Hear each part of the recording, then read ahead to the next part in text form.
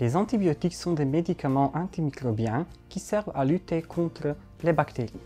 Après avoir été découvert au début du XXe siècle, ils deviennent un soutien indispensable dans le traitement des maladies. Selon très grand nombre de gens, après la découverte des vaccins, les antibiotiques deviennent le deuxième produit le plus marquant de la médecine moderne aujourd'hui. Paul Ehrlich, lauréat du prix Nobel de médecine en 1908 et un des pionniers dans ce domaine, dit que c'est un médicament qui ne porte pas de risque car il est directement spécifique à la cible. Durant la Seconde Guerre mondiale, les antibiotiques se montrent capables de lutter contre n'importe quelle maladie et il pouvait être constaté que la pénicilline était aux autres antibiotiques ce que le radium est aux autres métaux. Ces convictions ont mené à une utilisation irrationnelle des antibiotiques au cours de ces dernières décennies, puisque les antibiotiques sont loin d'être un médicament à usage quotidien et sans avis médical préalable.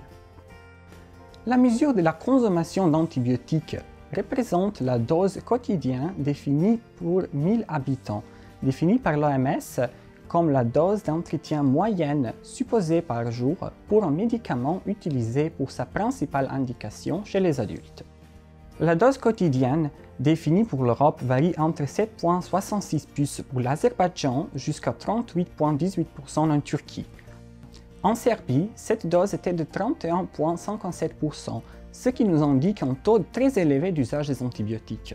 La dose quotidienne définie était également élevée en Roumanie, en Grèce, en Italie, en Turquie et au Monténégro. Une consommation élevée d'antibiotiques mènera assurément à une résistance antibactérienne, ABR. Cela représente la capacité des bactéries à développer une résistance aux médicaments utilisés. Il se produit lorsque les bactéries changent en réponse à l'utilisation d'antibiotiques. La population bactérienne, et non l'organisme dans lequel elle vit, développe une résistance grâce à la survie des bactéries les plus capables et résistantes et leur reproduction.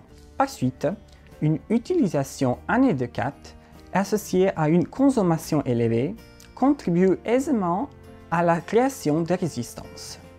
Les pratiques d'utilisation aberrantes comprennent l'automédication, un mauvais traitement, une courte durée du traitement, une dose année de 4 ou un arrêt précoce après amélioration des symptômes de la maladie. Le pourcentage de maladies en automédication en Europe est passé ces dernières années de 5% en 2009 à 7% en 2016. Les taux les plus élevés sont dans les pays d'Europe du Sud-Est. Cela comprend 28% de malades en Slovénie et 20,5% à Croatie. En plus de l'automédication, il y a souvent un non-respect du schéma posologique. L'utilisation continue ainsi que l'arrêt précoce des antibiotiques peuvent provoquer des effets secondaires.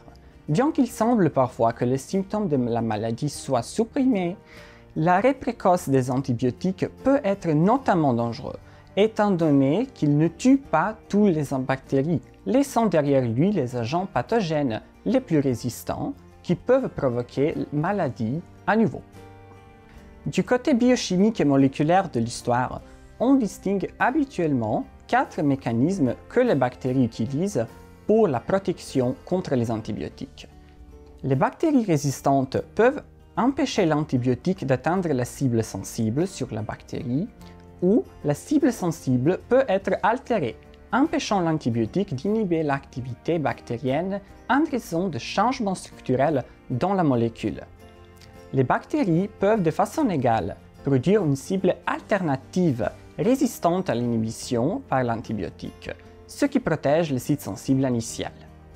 Et finalement, l'antibiotique peut se faire empêcher d'entrer dans la cellule, ou plutôt se faire expulser de la cellule à une plus grande vitesse que celle à laquelle il pénètre dans la cellule. L'abaissement de l'effet des antibiotiques veut dire que la maladie devient plus dangereuse et plus difficile à être guérie, ce qui se montre dangereux pour la santé publique. Tout à fait, la résistance contribue à l'inefficacité du traitement. Cela signifie que la maladie est laissée sans protocole de traitement adéquat en milieu clinique, ce qui agrandit le nombre d'infections sévères et peut aussi augmenter la mortalité.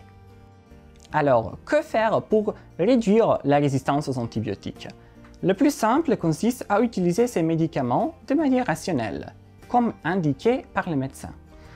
Même si vous avez les connaissances nécessaires, il est important de consulter un professionnel pour avoir une meilleure diagnose.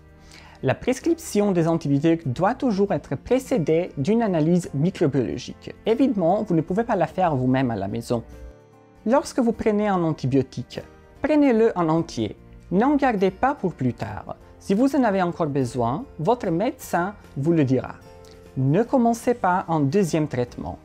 Cela peut provoquer une résistance des bactéries pathogènes ainsi que nuire à votre flore intestinale normale. C'est pourquoi, en général, votre médecin vous dira également d'utiliser des probiotiques. Et enfin, si vous avez des doutes sur ce qu'il faut faire et si vos symptômes persistent, demandez toujours conseil à votre médecin et évitez de consulter des ressources en ligne pour voir comment traiter une maladie, sauf s'il s'agit d'un site web approuvé par le gouvernement de santé ou le site web tel que celui de l'OMS. Ce n'est qu'ensemble que nous pouvons lutter contre la résistance aux antibiotiques. Si nous ne faisons pas, la plupart des maladies sévères ne pourront plus être traitées par les antibiotiques. Et alors, rejoignez la Semaine mondiale de la sensibilisation aux antimicrobiens et faites de la sensibilisation. Empêchez la résistance, vu que c'est vous qui faites la différence.